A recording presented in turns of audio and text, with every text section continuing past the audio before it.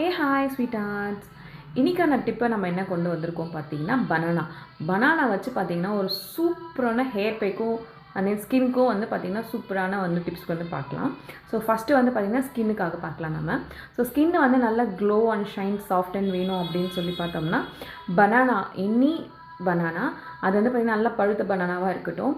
So அதை வந்து நல்லா ஃபைன் பேஸ்ட்டாக அரைச்சிக்கோங்க. நல்லா ஸ்பூனில் வச்சு மேஷ் பண்ணாலே அழகாக மேஷ் ஆகிடும். அப்படி இல்லைன்னா ஆஸ் யூஷுவல் மிக்ஸி ஜாரில் போட்டு நல்லா வந்து கிரைண்ட் பண்ணிக்கோங்க. அண்ட் தென் அதோடு வந்து பார்த்திங்கன்னா ஹனி ஒரு 1 ஸ்பூன் ஹனி வந்து மிக்ஸ் பண்ணிக்கோங்க.